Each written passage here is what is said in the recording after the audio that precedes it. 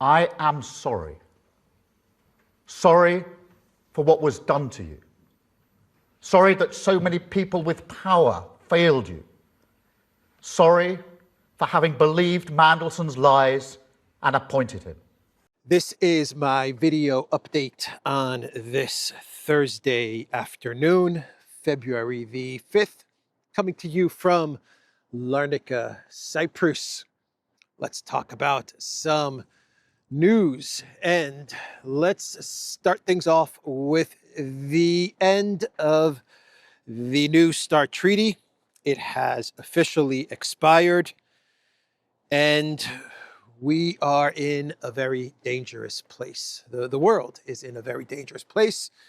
Putin offered to Trump a couple of months ago to extend the New START treaty at least for another year while they negotiate things out, because Trump wants to negotiate another treaty, and he wants to include China, because Trump feels that it's unfair that you have Russia and you have China, and they're both aligned together and will have more nuclear weapons than the United States, and he doesn't like that. He thinks it's unfair. I don't like it. I don't like it at all. Like this video, share this video, subscribe to this channel. I like it. I like it a lot. I don't like it that China and Russia are aligned together, and they do have a whole lot of nuclear weapons. But you know what? There is no one to blame other than the United States. Not specifically Trump, but Trump. I guess you could say Trump in his first term. Definitely Obama, Trump, definitely Biden, no doubt about it. Biden did a lot of damage pushing Russia and China together. Biden pissed off China a whole lot, especially with Taiwan. Obviously, you have Ukraine, Project Ukraine, and yeah, this created a kind of alliance. I think we can call it an alliance. They don't call it an alliance, but we'll call it an alliance. And they are BRICS partners. And between both of them, they have a whole lot of nukes. And the agreement was just between the United States and Russia. And Trump wants to include China, and he wants to make everything fair and square. So he let the New START treaty expire. And now we could have nukes popping up everywhere. Sweden wants nukes. Poland is talking about nukes. Germany is talking about nukes. You know, the neocons, they're probably up for getting nukes to Germany and to Poland, to Sweden, because the neocons probably think that by getting nukes to these countries, it threatens Russia and gives the United States leverage over Russia. But I don't think Russia's going to have any of that stuff going on. They are not going to allow Germany, Poland, or Sweden to get nuclear weapons. Anyway, we're still far off from that point, but this has to be negotiated. Trump has to agree to at least extend the current New START treaty one more year, and then he has to get serious and start negotiating this with Russia, and who knows, maybe China jumps in as well. So far, China has said no, we're not going to take part in the New START treaty. That's between the United States and Russia, but we'll see. Putin did speak to Xi Jinping yesterday, and we do know that they did discuss the expiration of the New START treaty. And Trump, I believe, spoke to Xi Jinping as well.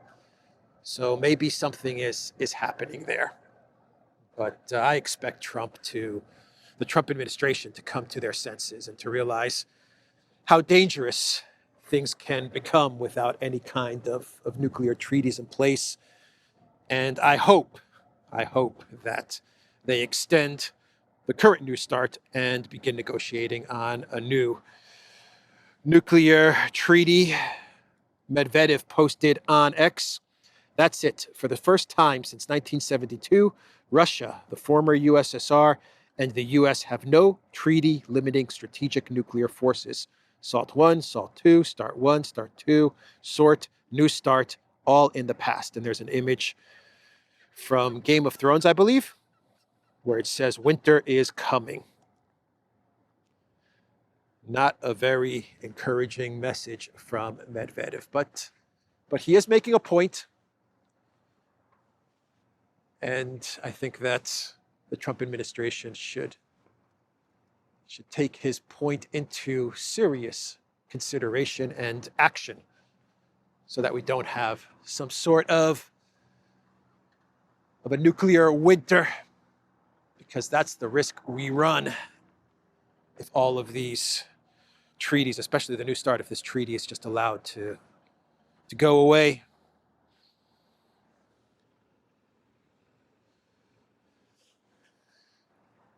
So that's big news, actually. That is the biggest news of the day, the expiration of the New START. The other big news for the day is the Green Goblin gave an interview to French media. I believe France 2 is the channel that interviewed the Green Goblin, or as he is known in France, Le Green Goblin, or Le Vert Goblin. I think that's how you say green in French, vert. Le Vert Goblin. Bonjour, Le Vert Goblin. Bonjour. Thank you for joining us, Mr. Zelensky. S'il vous plaît. Bonjour, je m'appelle Zelensky. You have some money? Anyway. Yeah, he gave an interview to French media and kids. Kids, please don't do drugs. Please don't do drugs, kids.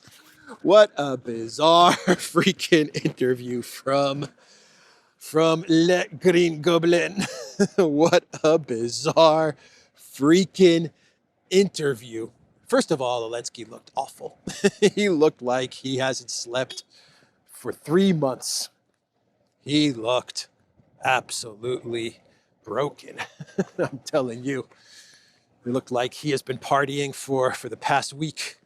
Hasn't slept for the past 2 weeks. But he said some crazy stuff. Zelensky, man, did he say some crazy stuff. Where to begin? Where to begin? So Zelensky, he said that if Ukraine does not stop Putin, then Putin will invade Europe. And he said that he does not want to scare anybody, but the range of their missiles is unlimited. They will strike everywhere. So that was his warning. If Putin is not stopped, then he will invade Europe and he will strike everywhere. And then Zelensky also said that the Russian military has not made any gains. They will not be able to capture Donbass. And if they were to try and capture the rest of Donbass, Donetsk essentially, they would need a force of 800,000 more corpses, is how Zelensky phrased it. Russia wants us to leave all of Donbass because since they started this war, they haven't won any victories. They don't count the people who die. We are obliged to do so. To conquer the east of Ukraine, it would cost them 800,000 more corpses. It would take them at least 2 years. They won't last that long. So Zelensky's logic is that Putin is going to invade and conquer all of Europe.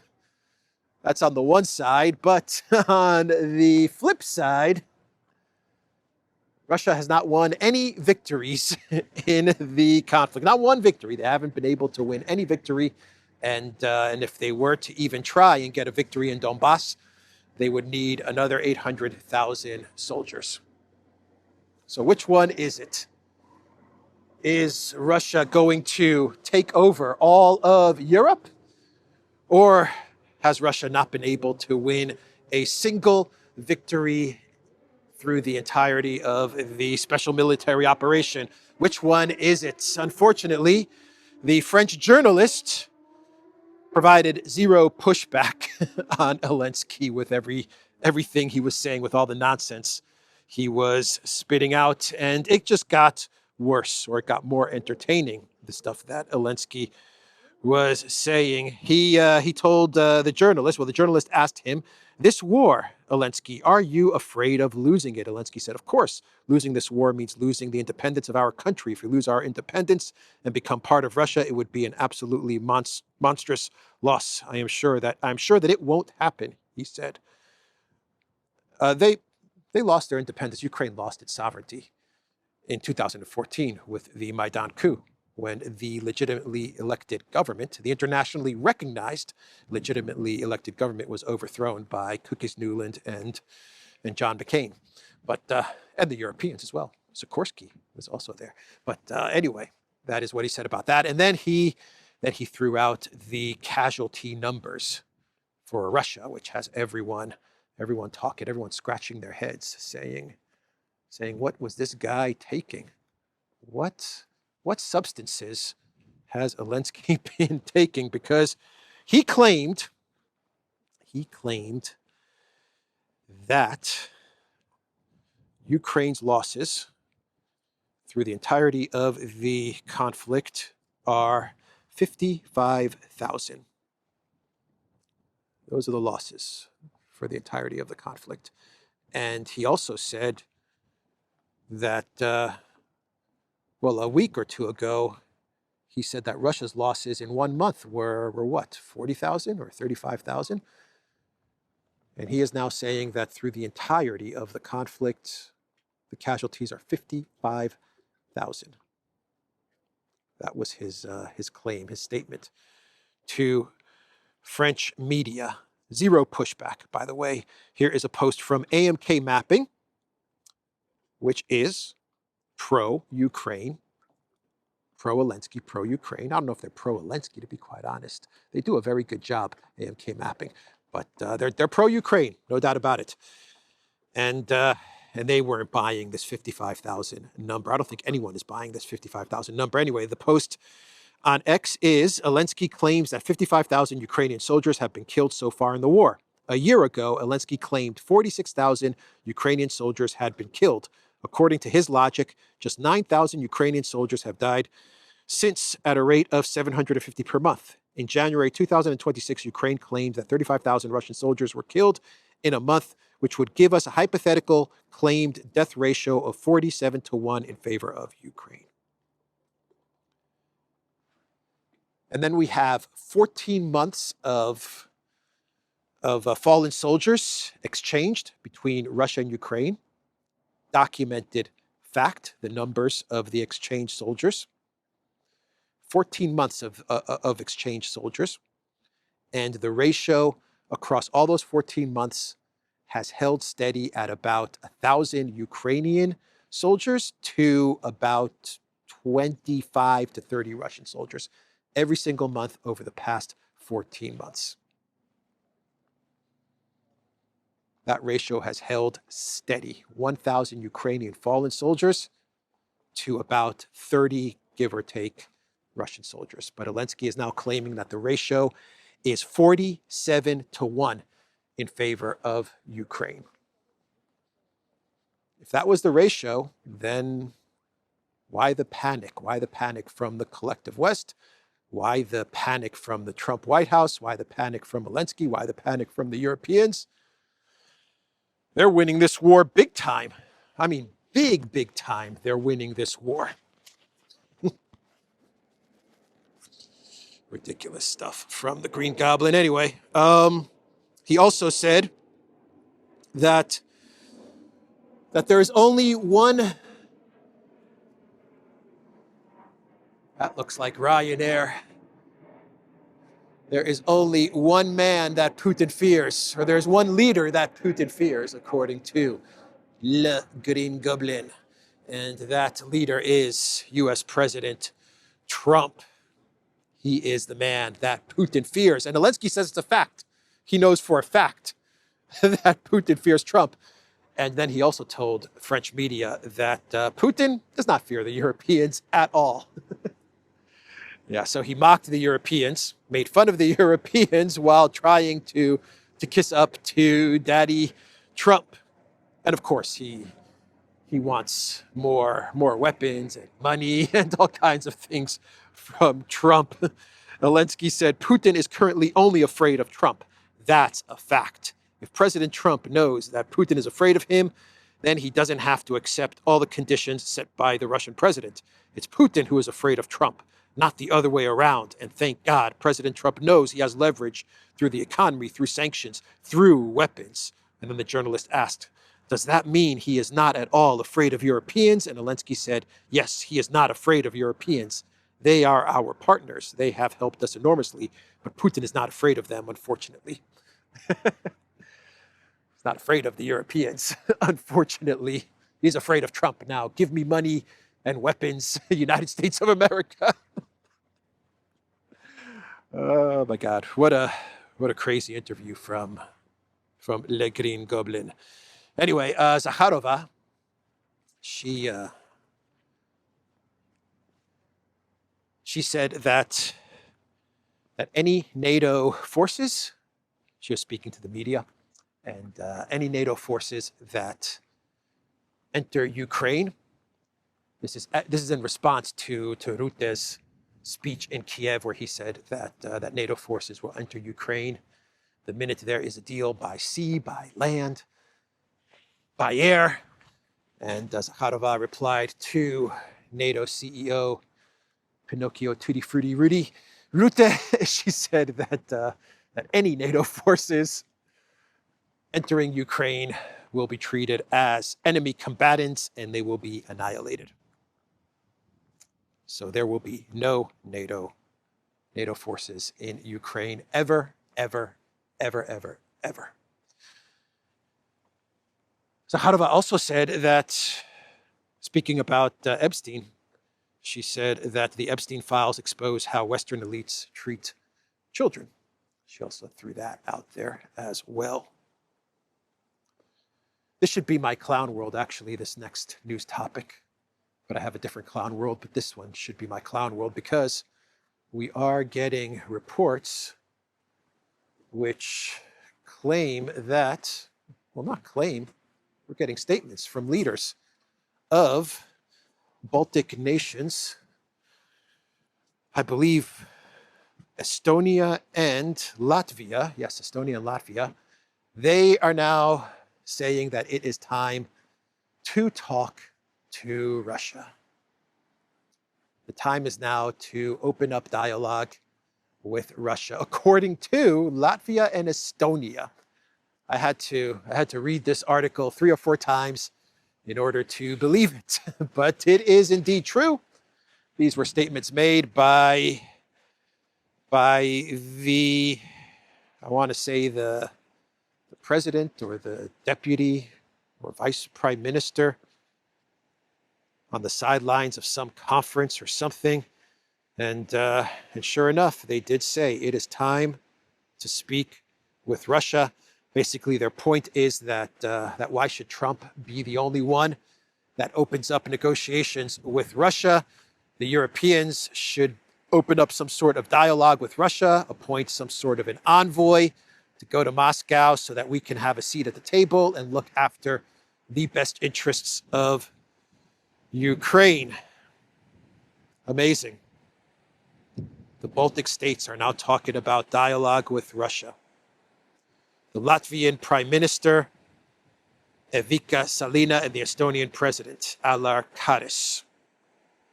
This is what they said at the sidelines of a summit in Dubai. And we do have Reuters reporting that little Napoleon sent someone to Moscow on behalf of the French government to speak with Russia to open up some sort of dialogue with the Kremlin. This is what Reuters is reporting.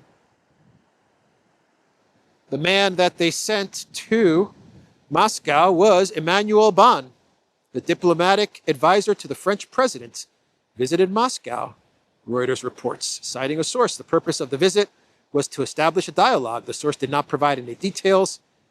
As the agency clarifies, the Elysee Palace did not confirm or deny this information.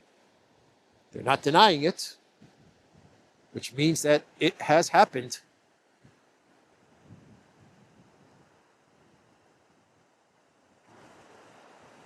So there you have it. The Baltic states, time to talk to Russia. France, already getting in position to begin dialogue with Russia. And Zelensky making it out as if Ukraine is winning, as if Ukraine is crushing it. So we have the Iran-US talks, which were canceled yesterday, and then they were rescheduled again. They were uncanceled. They were canceled, and then they were uncanceled. Now they're back on again. So Iran, the U.S. came out with all kinds of demands. Iran said, look, these talks that are scheduled for Friday between our foreign minister Arakchi and Witkoff are going to focus only on uranium and the nuclear issue. But the United States was making all kinds of other demands on ballistic missiles and Iranian allies in the region and stuff like that. And then Iran said, you know, we want the location to be in Oman and not in Turkey. And so everything got canceled. And then a couple of hours later, everything was rescheduled again. And it looks like now we are going to have talks in Oman.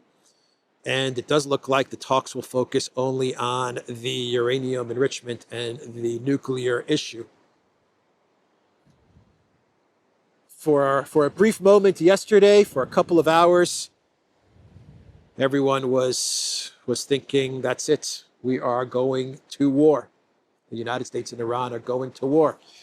And then the foreign minister of Iran, Mr. Arakchi, posted nuclear talks with the United States are scheduled to be held in Muscat on about 10 a.m. Friday. I'm grateful to our Omani brothers for making all necessary arrangements. Vance gave an interview to Megyn Kelly, and Megyn Kelly, who was once on Fox, and now she's got her own channel, and she works with Sirius XM. But she managed to score an interview with the Vice President of the United States. And he was asked about Iran and Iran getting nuclear weapons. And Vance said that if Iranians get a nuclear weapon, you know who gets a nuclear weapon like the next day? Saudi Arabia. Yeah, but true. But it was the Trump administration in his first term that withdrew from the JCPOA. And the JCPOA had everything in check. The JCPOA was working and was recognized by the entire international community, including the UN, including the Security Council, including Europe. And it was Trump that pulled out of the JCPOA, not Iran. So everything was fine until Trump decided to pull out of that agreement. And by the way, if you're worried about Saudi Arabia getting nuclear weapons, why don't the Trump administration start negotiating the New START treaty so that we can make sure that not only Saudi Arabia, but all kinds of other countries, big and small, do not acquire nuclear weapons. If your concern is nuclear proliferation and perhaps Saudi Arabia getting nukes, well, then you should start negotiating a New START treaty, or at least extend the current New START treaty. Anyway, Vance was also asked about negotiations with Russia, and he made an excellent point, which we have made on the Duran many, many times for many years now.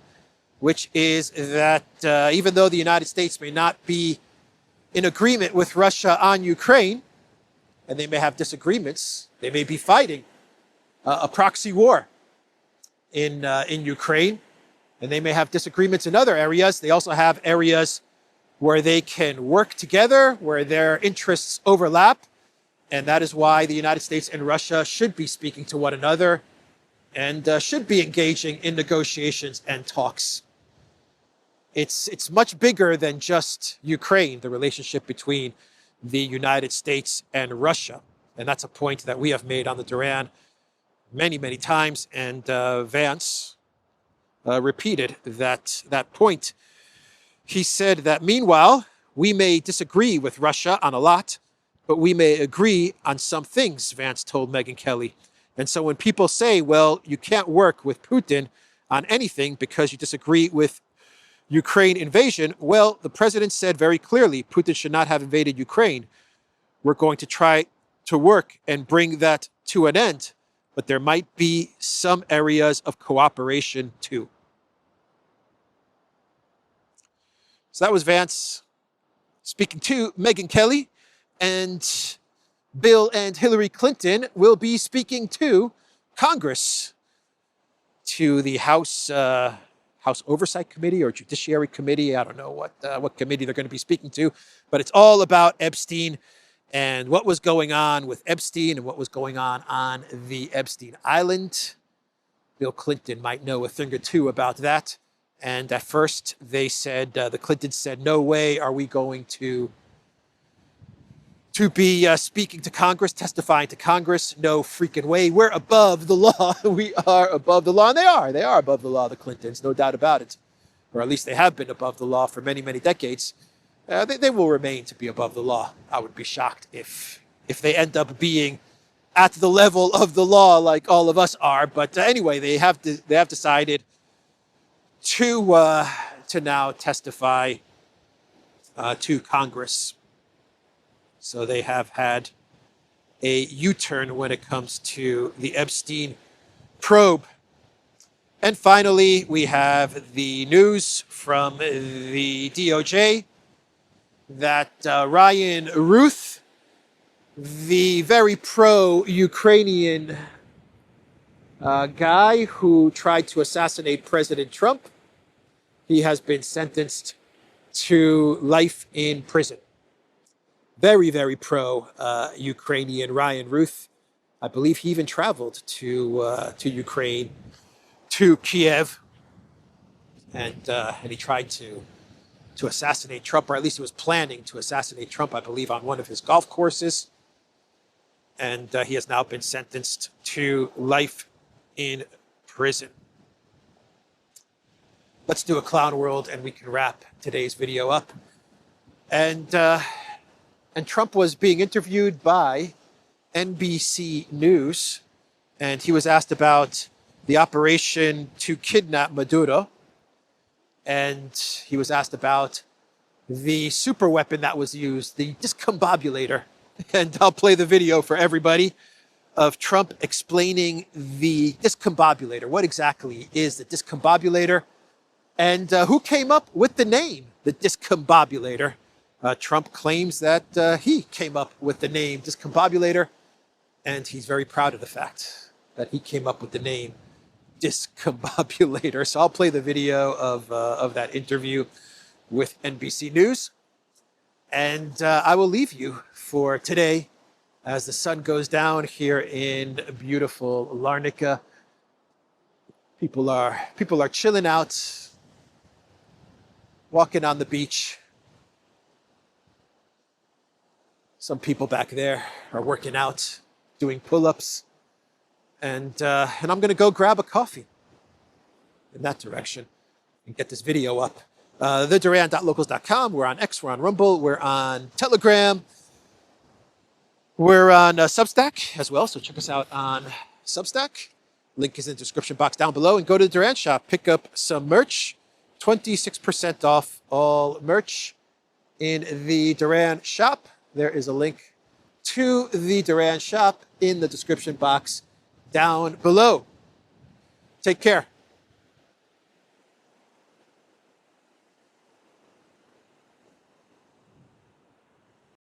You talked about the weapon, the discombobulator. Yeah, what is that? Discombobulator. Well, I'm not allowed to talk about it. But what does it do? Let me just tell you, you know what it does? None of their equipment works. That's what it does. Everything was... How does it... It was my name. I'm very proud of the name. Everything was discombobulated. It was, you know, practically a shot wasn't... You know, they were ready. Right. And when we came, they couldn't do anything. You saw this on the video. You could tell. Tom, it discombobulated everything.